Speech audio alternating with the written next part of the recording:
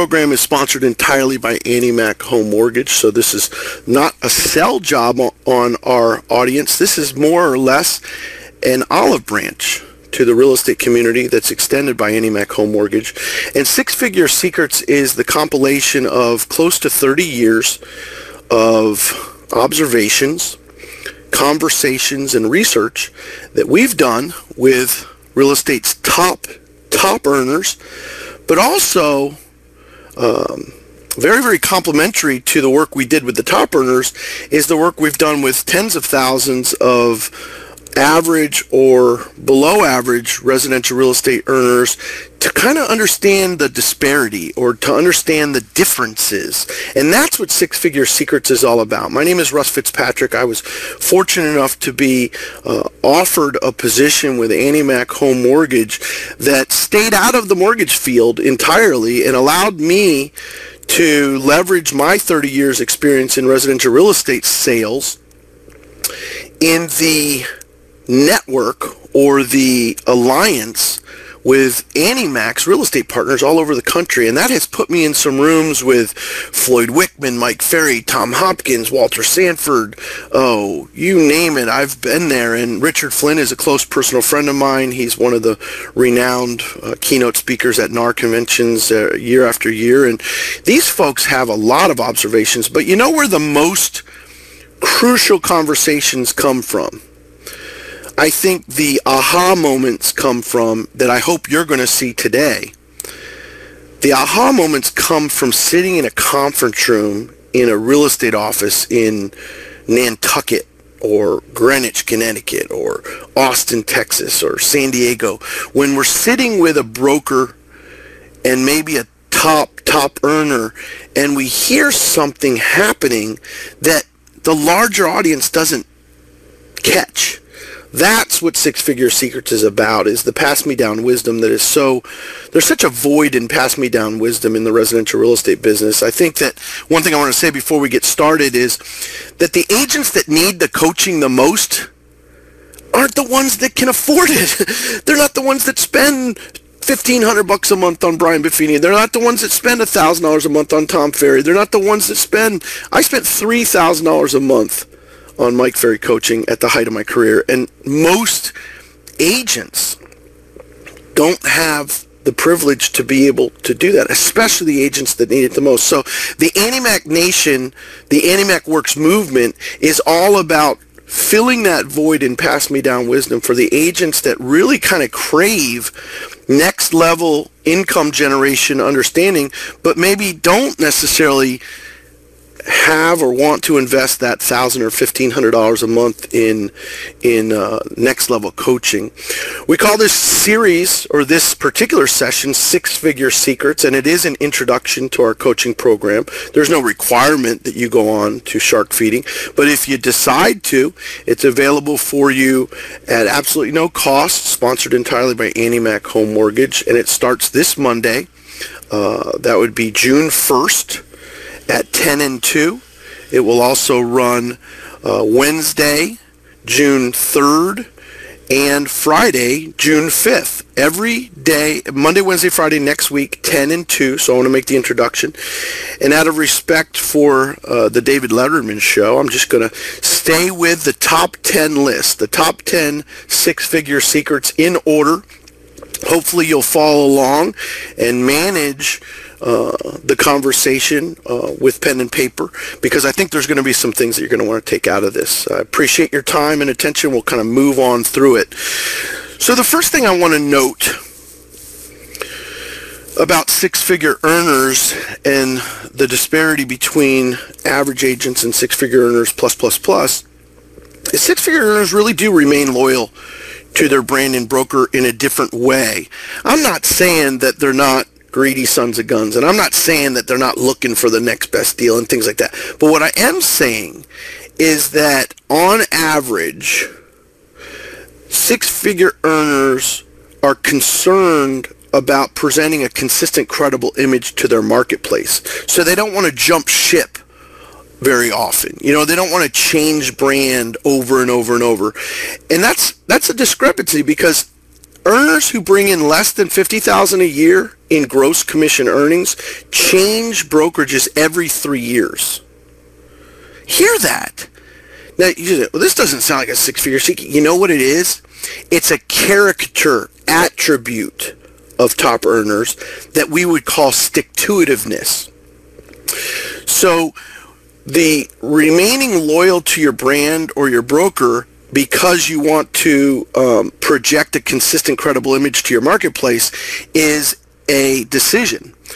But sticking with something when it's up against the wall or when it gets tough, sticking with your farm area when you don't sell a house for 2 months, 3 months, sticking with expired listings when you don't list one for a month or two, sticking with buy owners when you're getting your door slammed in your face, sticking with list pendants when they become difficult and the short sales aren't being approved, sticking with a lead gen system when it's not performing, but knowing that you're going to work out the kinks and figure it out, is the stick-to-itiveness that is in the six-figure secret. In other words, remaining loyal to their brand and their broker is a kind of a symptom of that stick-to-itiveness. So it is our observation that they stay with their brand and their broker longer, sometimes decades upon decades, right? Because they're willing to continue trying to do something even through difficulty. And that is an absolute character attribute of the top earners. Six-figure earners have written goals. Now, I can already see some eyes rolling back in their heads. I'm down in South Florida, and you guys are all over the country, but I can feel it. Six-figure earners have written goals. Oh, big whoop, Russ. That's not a secret. Well, it is a cliche because it's talked about so much. But when I sit down, remember I said at the beginning of this, it's the discrepancies or the differences. When you're sitting in a room with hundreds and hundreds of people who are having a difficult time making 50 a year, and then you've got a small room of 6 or 7 people that are having no trouble making 250 a year. It's the value of both of the meetings that decide which six-figure secrets are the most important. So number 9 is written goals, because when you sit and you talk to folks that are struggling, when you sit and you talk to people who maybe are kind of living paycheck to paycheck, you know, if I sit and talk to a real estate agent who's doing less than 10 closings a year, what I consistently ask is, what kind of written goals do you have for 1 year, 3 year, and 5 years? And if you turn to the person that's in the room next to you, or if you're in a larger meeting, by show of hands, how many of you can pull out your written goals in 5 minutes or less? Like, you know right where they're at, you keep them in the same place all the time, and that's where your written goals are. Well, those are the types of character attributes of the top earners. Jim Collins, the Stanford professor who wrote Good to Great, Built to Last, great business books and observations, has a acronym called BHAG, BHAG. And he says that great companies and great leaders and great individual performers have what he calls a BHAG goal, big, hairy, audacious goal. So I want to challenge you in the observation of six-figure secrets to not only have 1, 3, and 5 year written goals, because those are important, maybe 3 personal, 3 professional. That could be a formula if you wanted to work it out. I probably have 60 personal and 30 professional written at any given time. But my BHAG goals are what we call lifetime achievement goals, something that is kind of an overriding theme, like a legacy theme that you want to leave behind, or something that, you know, if you passed away at any point in the progressive realization of that BHAG, that you'd be satisfied with the purpose of your life. That is what a BHAG is all about, is that it's kind of an overriding lifetime achievement goal. And then last but not least, before we move on from number 9, I think it's worth mentioning, in fact, it's worth cattle prodding the moderate earners who are online to really look at a yellow pad of paper, or a Franklin Covey day timer, or even if it was just a spiral notebook, for goodness sakes, but to have your written weekly to-do list, a weekly task list that you are managing on a regular basis. Now, the people who are online that are already earning 160, 180, 220, 245 are sitting there going, what? Of course you have to have task lists, daily, monthly, and weekly task lists. But again, the black and white part of the conversation is the people who are earning 10, 12, 15, 20, 30K a month already do this stuff intuitively. The people who are earning 16, 25, 45, 55 really need to hear that written goals are a big, big piece of that puzzle. The more specific, the more detailed, and the more time sensitive those goals are, you'll find that the higher the income is. So let's say I'm talking to a kid who's 5 years in the business making 40 grand a year, and I ask him to talk to me about his written goals. He says, I want to get a new car. I want to buy a house. I want to have investment property. But it's not very specific, and it's not very detailed, and it's not very time sensitive. So be very, very clear that the more time sensitive, the more detailed, and the more specific that the written goals are, the higher the earner. You start to see that all day long. The eighth most important six-figure secret that we're going to discuss today is the opportunity for you to delegate. I hear it over and over and over. Craig Proctor's the king of delegation. He really runs the E-Myth model. I mean, I am such a raving fan of Craig Proctor out of Toronto, Canada. I was addicted to his trainings when I was a realtor at RE/MAX. I was addicted when I was a broker. I lived, eat, breathe Craig Proctor formulas because he's all about do what I do best and delegate the rest. Well, so many of our realtor friends see an assistant and they say, well, that's going to cost me $300 to $500 a week. Not true, guys. Not true at all. You can start out with part-time labor. You can start out with contract labor for, say, transaction management or farming work. You can start out with a fee-for-service person who just delivers door hangers or just does your postcards or something for you. So six-figure earners delegate the things that take up the most time. Transaction management comes to mind. Post-closing formulas come to mind. Mailers, social media, marketing, and farming. All the things that kind of hold you back. And I would like to illustrate the bottleneck that happens in a residential real estate agent's life when they have two closings coming up. Typically, the $60,000 earners and below don't have enough time to go out and look for new business because they've got to work so hard on closing the business that they have. So what you get is a feast or famine roller coaster ride that looks like I got real busy in October, but then I was dead in November and December. Then I got real busy in January again, and then I didn't have any closings in February and March. And it's just sad, honestly. It is sad to watch an industry that is so abundant, that pays the highest return on invested time that you can find in sales. I really believe that in my heart. I mean, unless you're going to sell Learjets, you're not getting a higher commission per transaction than you're getting in residential real estate. But we still have, 80% of the realtors are broke and broken. So I want to articulate an observation that the NAR, National Association of Realtors, makes year after year. The rolling average for 25 years of this study has been that agents with personal assistants out-earn agents without personal assistants 3-to-1.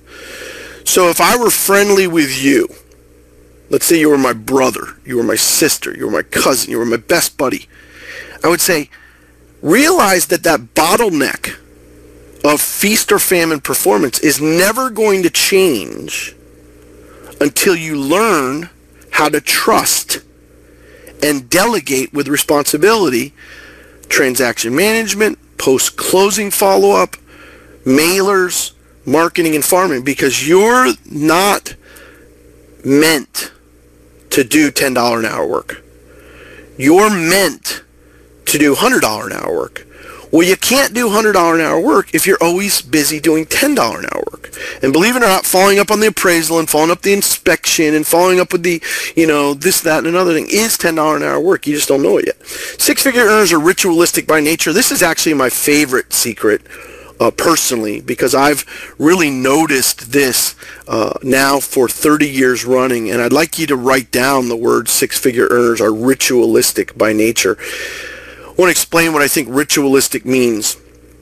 There's someone online that earns close to $250 a year that says to their spouse, that says to their children, that says to their broker, the first and third Wednesday of every month, I do my farm. I don't take any appointments. I don't pick up the phone. I don't answer emails. I don't do anything until my farm is done on the first and third Wednesday of every month. Well, that means that they have a sequence of events that occur every Wednesday twice a month, or every other Wednesday twice a month on the first and third Wednesday of the month. And that ritual becomes a staple. A staple means that it never goes away. It's like bread in your household, milk maybe, or eggs. You go to the grocery store all the time for those same staple items. Well, this is, I think, the most identifiable secret of all. It really resonated with me for year after year after year that the people who were struggling didn't have any rituals. And the people who were really succeeding were very ritualistic by nature. So they would say things like this: every Sunday from 1 to 4, I prospect for sale by owners. They're home, they're friendly, they're in a good mood, sometimes they're in their front yard. So just every Sunday I tell my wife, I tell my kids, I tell my family, I go to church in the morning, we go to brunch afterwards, I come home, I'm already dressed nice, I go home, clean up a little bit, rest a few minutes, and then I go out at 1 o'clock in the afternoon every Sunday and I prospect 10 for sale by owners. And I never ever come home until I've hit at least 10 for sale by owners on Sunday. That's a ritual. Now, the contrary is moderate producers. They're going to say something like that: I did 3 buy owners last week. Or, I do buy owners sometimes. It's not ritualistic. Do you understand the difference? To say to yourself that you stand for something, that you put the flag in the ground, and you say, I own this ritual. I'm going to do this every week for the betterment of my career, for the betterment of my family. So, and it could be something as simple as Sundays from 1 to 4 is open house day. It doesn't have to be prospecting. So somebody might say, Monday mornings are my lead generation mornings. That's when I do my Craigslist post. That's when I check my market leader account. That's when I do all my work to make sure my ads and my AdWords are popping and everything is going on. I set aside 9 to noon Monday mornings to work on lead gen. Or if you're like me, I did expired listings 9 to 10 a.m. every morning that ends in Y. Some of you get that was a big part of my business plan for 25 years. I sold over 3,500 homes in a average between 120 and 160 homes a year for 25 years in a row. And I felt very confident to tell you that if you want to build listing inventory, you got to pay attention to the expireds, you got to pay attention to the buy owners, and you got to have a geographic farm area. But all of these things are better served by ritualism. In other words, I really hate cold calling, but I'm going to do it every Friday. Every Friday, that's when I'm going to do it. So it becomes a ritual. Every Friday I do this. That is the six-figure secret, is the ritualistic. So to tie a bow on this particular one, and I said it was my favorite, so I was going to go off on a tangent here, but try, fail, adjust. Try, fail, adjust. Try, succeed, succeed, succeed is the best summary of what we mean by ritualistic. So we did door hangers that said something on them in the month of March, and we didn't get any responses. Then we did door hangers in the month of April, and we got a couple responses. Then we did door hangers in the month of May, and we got a lot of responses. Now, do we stop doing them now? Or do we do them every month then? Now that we've discovered that we can get 3 listing inquiries a month from our door hanger work, is it worth doing them every single month. So then it becomes a ritual. It says, by the 5th of every month, I will have delivered 1,500 door hangers. So I get my nephew and my niece and my daughter and my cousin. We all go out and we do it on that first weekend of every month. That's a ritual. Just saying that you do door hangers is not the secret. Just saying that you prospect by owners is not the secret. It's the fact that you're ritualistic by nature. The number 6 six-figure secret is that top producers don't seem to fear rejection. They don't necessarily embrace rejection, but what they do is they frame it differently than other agents. They see themselves as helpful. They actually see their knowledge, they see their experience, they see their advice as helpful to the person that they're talking to. And I'm not going to say that they feel sad or sorry for a person who doesn't want their advice, because that's a little arrogant, but they almost see themselves as a teacher to maybe an elementary age child. In other words, this is a very important frame of context for you to consider. They see themselves as helpful to the point that they see their person that they're trying to help is less experienced than them, and they want to help them with their advice, their experience, their knowledge. And they don't see prospecting as an event that produces a specific outcome.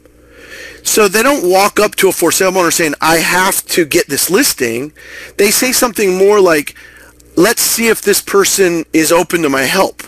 You follow me? There's a difference in the context of the way that you're approaching a expired listing prospect or a farming prospect. They're very, very comfortable with the process. In other words, when Carrie was a teacher for a number of years, she has a master's degree in education, and when she was an instructor of elementary age children, she wasn't attached to a result, because she knew that there was a process that she had to go through with the children to get them to that place.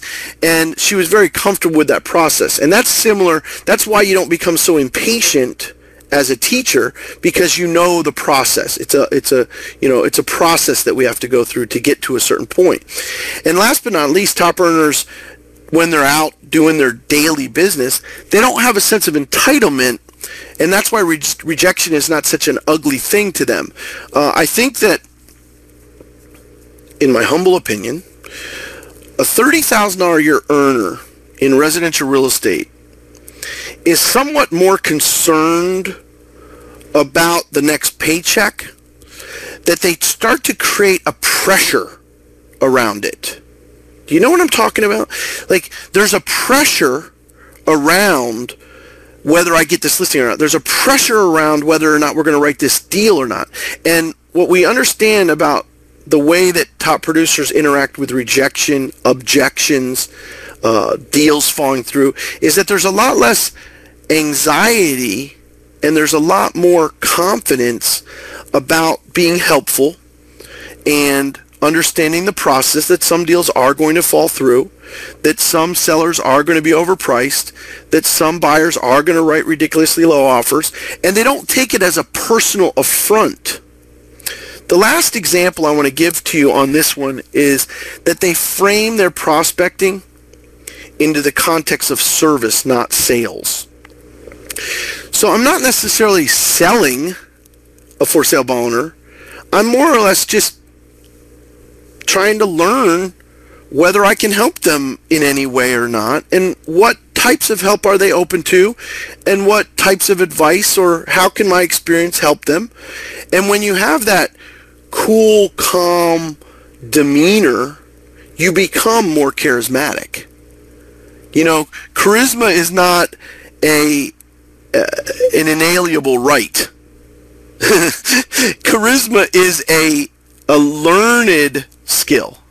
Charisma is a cultivated attribute. You don't start anything charismatic. You start things anxious and nervous and concerned and worried and inexperienced, and then you grow into a much more calm, confident person who doesn't see themselves as the reason for the rejection. They see themselves as a teacher to help that student understand that their advice, their knowledge, their experience is truly helpful in the process. It's a major, major shift, and I hope it's not lost on anyone who's looking to take their income to the next level, because framing your prospecting in the context of a service-oriented endeavor rather than a sales-oriented endeavor is a major attribute. Six-figure earners pay for leads and technology. There's just no way around it. Either you're going to be on a 50-50 split waiting around from leads from the company, or you're going to be paying huge referral fees to a reload company, or you're going to pay at 25 and 30 and 35% referral fees for these leads, or you're going to pay for the leads and technology. I would write down a few things right now. Market leader, Boomtown, Conversion, Tiger Leads. One of my new favorites is a company called Selectrified. We've been seeing a lot of Infusionsoft, put out mostly by the real geeks out of Hawaii, but Infusionsoft. Lead capture is different than lead harvest.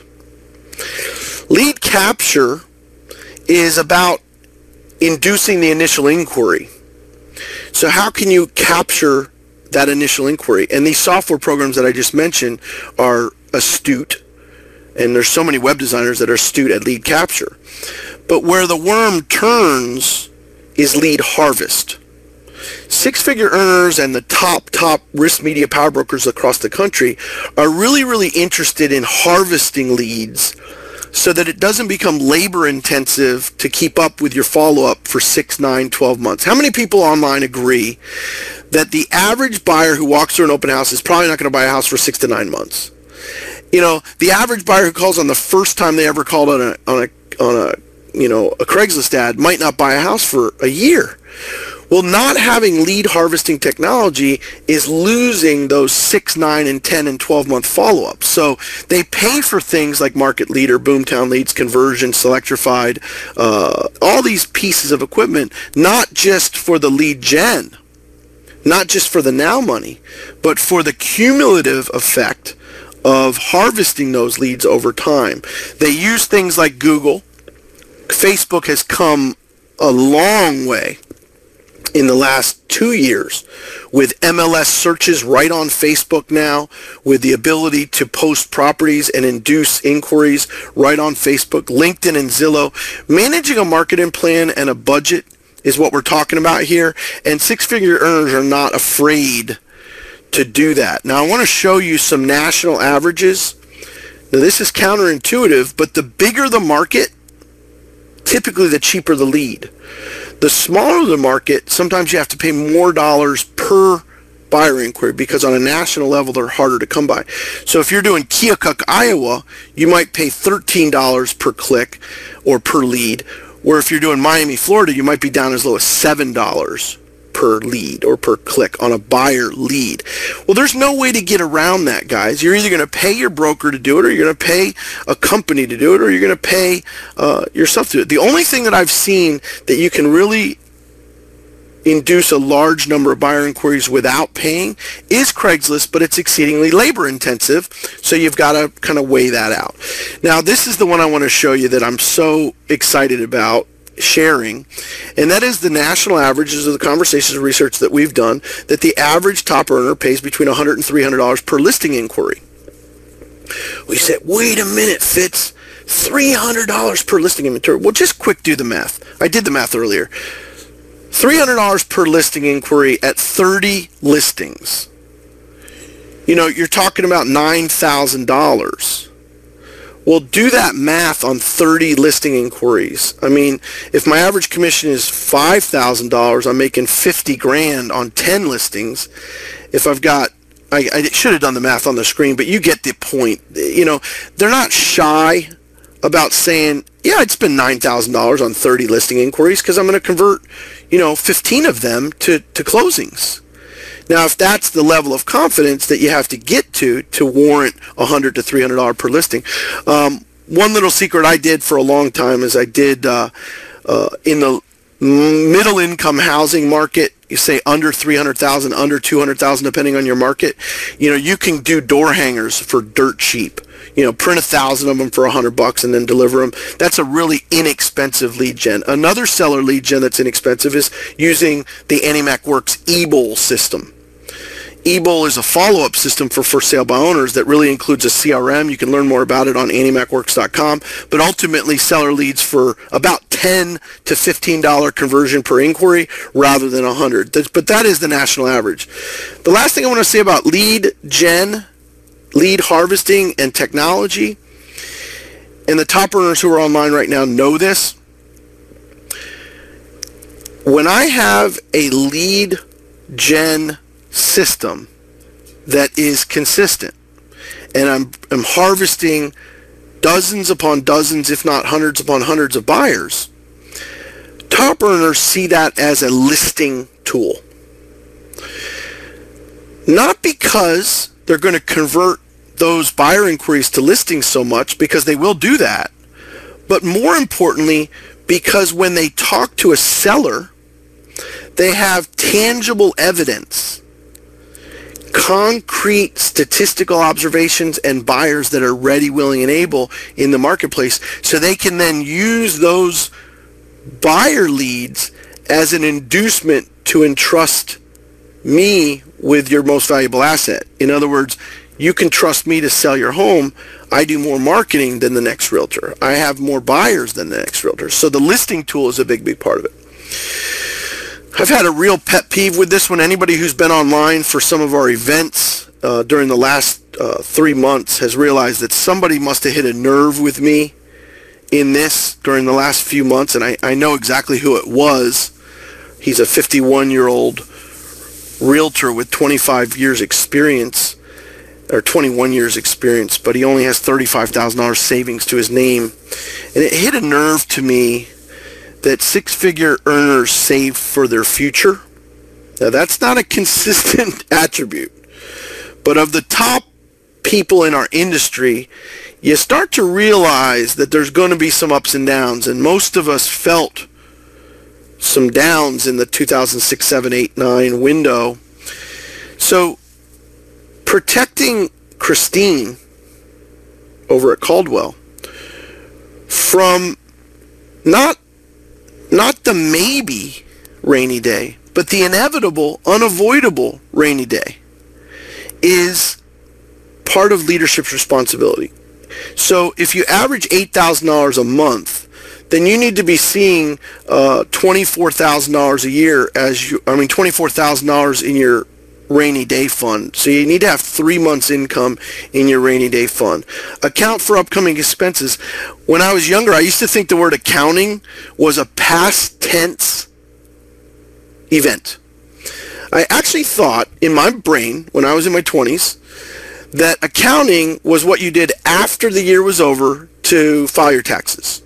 What I learned over the last 20 years is that accounting is a future tense projection of what expenses are going to come, and that you're accounting for all the things that you're going to have to do in the future. So, for example, you're accounting for your board dues. You're accounting for your annual dues at your franchise. You're accounting for your farming expenses next year. So you're actually planning your future budget in present tense. So you're planning for your travel, your technology, your training, and your tools. And one of my favorite books of all time is a book called The Richest Man in Babylon. And its author is George Clason, C-L-A-S-O-N. I'm pretty sure there's only one S, Clason. And in the book, the mentor, Akrad, says to his followers, begin to say to yourself that part of all I make is mine to keep. And this book, it's a very, very brief book, but it is an absolute game changer for a residential real estate agent who understands the ebbs and flows of real estate commissions. Because if your best year is $300,000, don't ever think that you're not going to have a 180 in there sometime. Don't ever think you're not going to see a 30, 40, 50% dip in income at some point in the future. So when you say to yourself 10% of all I make is mine to keep, it's not in a savings account. It's in a future tense holding retainage account. And I really want to stress that for some of the folks that are newer in the business, because our business spits out hundreds of thousands of dollars in commissions. But if you don't keep some of it, you're just as vulnerable to market conditions as a rookie. I also want to point out, and this was where the nerve got hit with me with my buddy. He's 51. He's with Remax. He's been 21 years in the business. And he has $35,000 saved for his retirement. I said, you're going to need $1.6 million if you want to fund a $60,000 a year retirement lifestyle. Now, 60's not amazing, but I think if your house is paid for and you're in an affordable environment, you can live pretty comfortably on 60 annually. But if you don't have 1.6, you're not even going to have 60 annually. So 1.6 became the minimum wage number to start to understand that if you're 55 now, you have to be 1.6 better by 65 if you want to consider starting to take it easy. All right, the top three, they better be good, right, Russ? They better be good. I'm sitting here waiting. Six-figure earners manage sources of business. The lower 50% of agents manage clients. You know what I'm talking about. The pillow talk with your spouse on an average Monday evening. Oh, Mr. Jones is such a pain in my neck. Mr. Jones wrote an offer of only $79,000 on a $99,000 house. I'm so tired of Mr. Jones.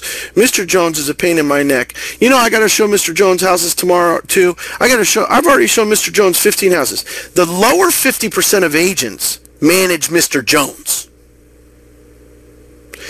They think about Mr. Jones. They focus on Mr. Jones. They're worried about Mr. Jones. What's going to happen with Mr. Jones? The middle 40% of agents that make over the 50 percentile up to about the 90th percentile focus on leads. I got leads from Craigslist. I've got leads from here. I've got this pool of leads. I got to follow up on these leads. I got to contact these leads. I got to send all my updates out to these leads. I want to keep these leads hot because some of them are getting ready and they're managing, and that's referencing that harvesting, right? Harvesting. You got 100 leads, of which 6 are getting ready. So you're not so worried about Mr. Jones breaking your heart. You're starting to worry about managing your leads and understanding how the ebb and flow of leads occurs in your life. But the top 10% of earners in the country manage neither Mr. Jones nor their leads. Of course, that's a part of what they have to do. But the top 10% of real estate earners manage sources of business. So I want to give you an illustration real quick of what I think is the top 3 secret of top earners. It's easier to manage 5 sources of business that produce 4 closings per year than it is to start day 1 to try to sell 20 homes. And that's where source of business management is equally about serenity as it is about financial growth. Of course, managing sources of business is about income, but you're going to see a peace and quiet and comfort come over you when you begin to manage sources of business instead of clients.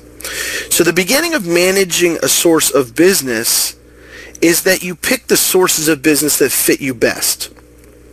So I don't know many of the names that are on here today, but imagine that you're an agent that just cringes when they think of telemarketing, or can't even consider doing a geographic farm because you don't have any money, or, you know, whatever the case might be, but you have this guilt that you're not prospecting. Like, it doesn't work. It's too adversarial, the industry, because you as an agent need to find what fits you best.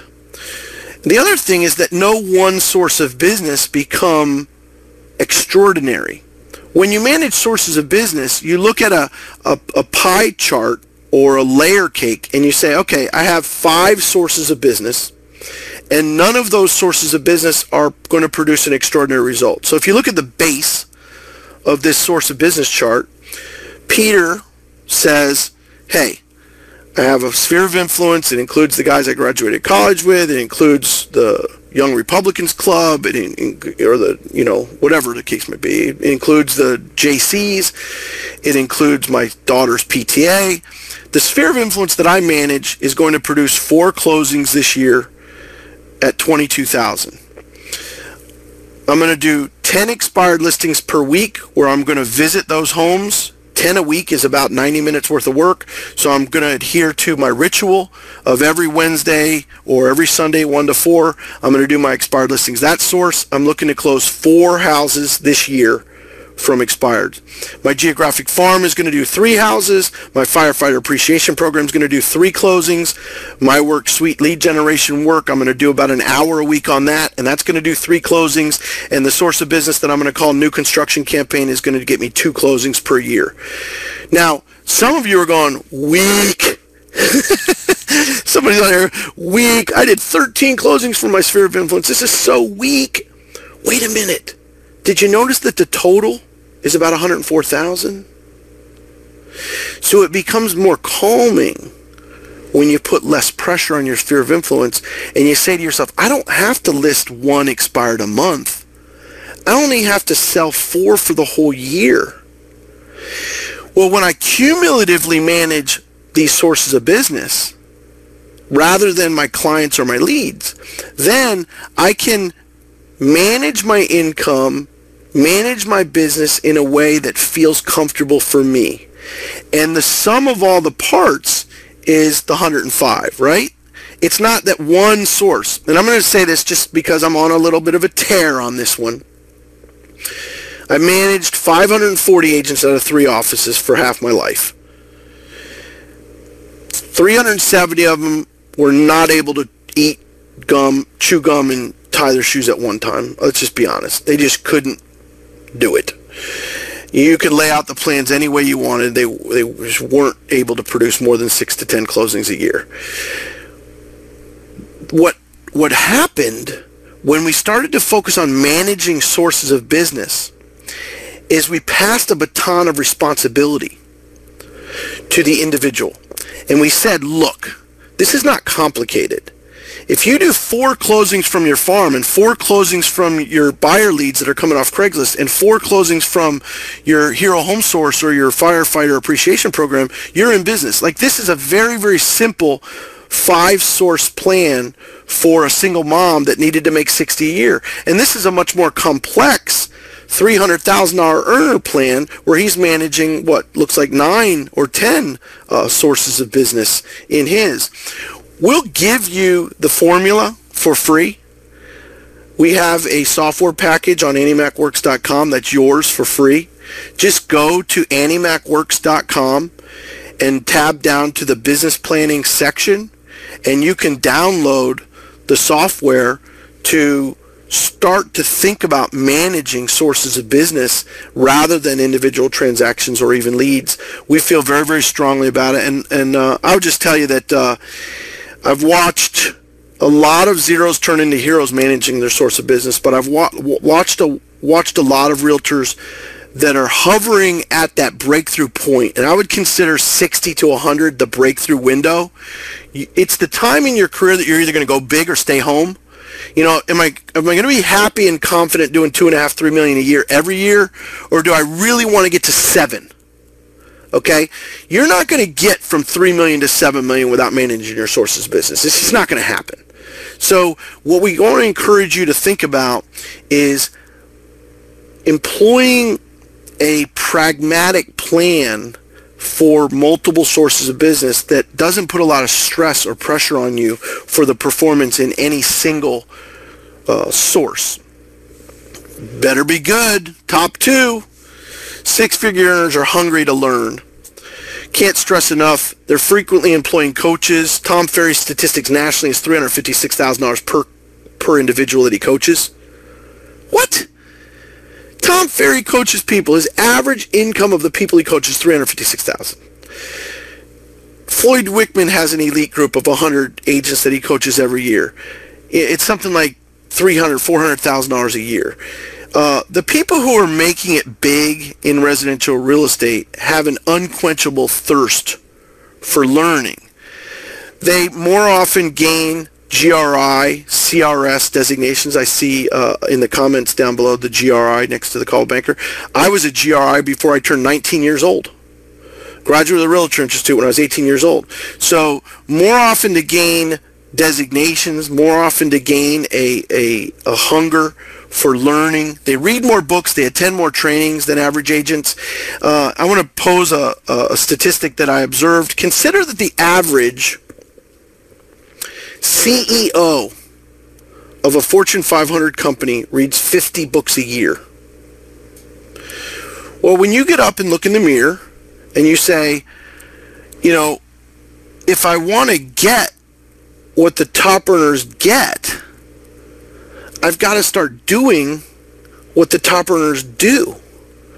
And everything about this Six-Figure Secrets conversation is to give you a glimpse into the lives of the people who are doing 5 houses a month instead of 5 houses a year. You know, 3 to 5 closings a month instead of 4, 5, or 6 a year. There's a big difference between those people who are succeeding and the people. It's not luck, guys. It's not gift to gab. It's not an inborn talent. It's not some infectious charisma that can't be beat. It's not. Learning, seeking, discovering, and improving are the addiction of the top 1%. And I would write that down. Improving, discovering, seeking, and learning is the vice. That's their addiction of the top 1% in the world. They're addicted to finding better ways of doing things. And they're not afraid to humble themselves for a half an hour, to sit still. And I'm going to tell you something, because I've had conversations with hundreds and hundreds of people about this particular topic. When you sit in a room, and I want you tell me if you think I'm right or not. You sit in a room with a group of people who make less than $50,000 a year. You know what they're doing in the training? They're critiquing the trainer's voice, his inflection. They're critiquing the trainer's suit. They don't like his tonality. They don't like. They're finding things to discredit the trainer. When you sit with people who are making over $500,000 a year in a training, you know what they're doing? Whether they're taking notes or not is a personal decision. But what they're doing is they're listening intently for some jewel, some gem, some item that they can use in their life to manifest what they desire most. It's a disparity between the top and the bottom. They judge, they critique, they analyze. They'll even go back to the water cooler and go, I don't know what this guy's doing. I don't know. Where the others are going, I got that, I got that, I got that. And they can go off and they could run with what they got out of it. The number one secret among six-figure earners is a quality that was taught to me by Mike Ferry, was reiterated to me by Floyd Wickman, was hammered by Craig Proctor, was Brian Buffini, Walter Sanford. I guess you could say that this particular six-figure secret probably cost me between $180,000 and $225,000 to learn. That's how blockheaded I am. That's how hard-headed I am. Now, my nephew just graduated from college with a $70,000 student loan. I spent between $180,000 and $225,000 on what I think is this lesson. Time blocking is about protection. It's about protecting time from all distractions. Time blocking is about saying no to opportunities. So somebody says, hey, I want to buy a church for $2 million. And all of a sudden, your entire business goes into chaos because you're running around with this pastor wannabe who thinks he's going to buy this church, who might actually buy it, but it might take 3 months, it might take 6 months, it might take a year, and you're the one spinning your wheels while he's also got 4 other realtors spinning their wheels. So it's about saying no to opportunities and saying, I've already committed the first and third Wednesday of every month is my farming. I've already committed every Monday morning is my lead gen. I've already committed every Sunday at 1 to 4 is my time for sale by owners. So I don't have the time right now to fit in this client that wants to buy a church for $2 million. Unless you can meet me Friday morning from 9 to 1, I could probably do it. Well, now Friday morning 9 to 1 to time block to see if this buyer who wants to buy a church is real, it might be worth your time. But what I've tended to do is if it doesn't fit my business plan and I refer it out, I'm getting a check for, $6-8 grand, and I didn't do any of the labor. So I'm not saying turn down high-end buyers. I'm not saying turn down my commercial investors, but I am saying time blocking is about protecting the time that you set aside to take advantage of what you think is most important. Time blocking is about saying no. Time blocking is about turning off the white noise of your Outlook email account. It's about turning off the white noise of your cell phone. To protect a predetermined window of time exclusively for a project or task that matters most to you. If you worked at Whole Foods, if you worked at Starbucks, if you worked for Apple computers in the Apple store, you would have a schedule of time that you had to adhere to by your employer. The butcher, the baker, and the candlestick maker have to adhere to a schedule. And I used to say to my wife, honey, if I were a butcher at the grocery store, you would respect my schedule more than being a residential real estate professional. Because you guys know this, and I hope this little rant resonates with you. Being your own boss is a goal, but being your own boss is sometimes the hardest part about your career. Because if you're a butcher at the grocery store, your spouse wouldn't call you to pick up the kids, would she? He. If you're the butcher at the grocery store, your dad wouldn't call you to pick them up from the car being repaired, right? Nobody would call you if you were working for Starbucks during the time that you were working for Starbucks. So my advice to you, after 30 years of observation, managing 540 realtors of my own and now having a 31,000 agent network across the country, is that you start to see your own employment as important as if you were a barista at Starbucks. That you would block time that was non-negotiable, that no one could touch, that you wouldn't answer your emails, that you wouldn't answer your cell phone, and that you would literally only do that task that was deemed to be most important for that window. Now, time blocking does not have to be complicated. To the contrary, I will say to you that the average business plan that I've managed above 6 figures, the average business plan that I managed above 6 figures, and I've managed hundreds of them for hundreds of different agents, is 7.5 hours per week of time blocking. So it's about 90-minute work bursts 5 times a week. So we're not going to talk to you during shark feeding about a life-changing alteration of crazy stuff that you have to commit to for 50 hours a week. We're talking to you about 7.5 hours per week. To go from making, say, 50 grand a year to 150 grand a year in 7.5 hours a week of time blocks. If you believe that that's something that's possible, if you feel any sense of conviction about what I'm talking about and the truth that we've been observing in residential real estate for 30 years, join us on a 1-week coaching journey next week. It's 3 sessions. They're 1 hour each. They're Monday, Wednesday, and Friday, twice a day. So you can do 10 a.m. or 2 p.m.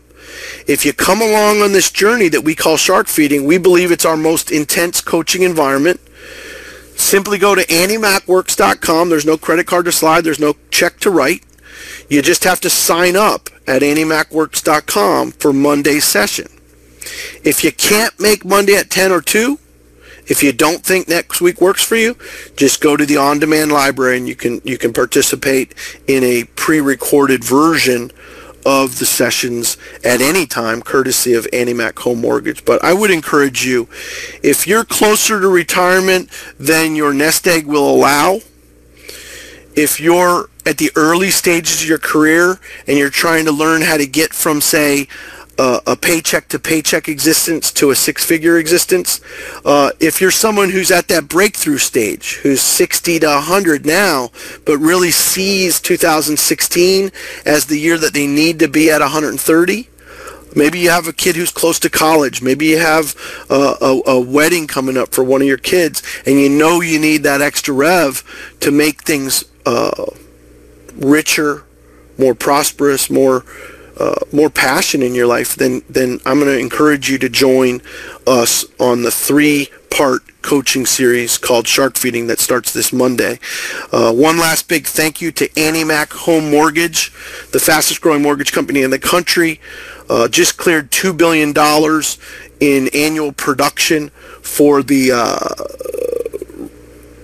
relationships with residential real estate agents across the country is what really brings in the most support for the growth of the Annie Mac Nation. We just want to encourage you to like us on Facebook at Annie Mac Works. If you're a broker owner who this is your first exposure to Annie Mac Works, maybe you want to join our private Facebook group, National Flagship Brokers. Just go to Facebook and pull up National Flagship Brokers, and you can join our private group on Facebook if you're a broker owner.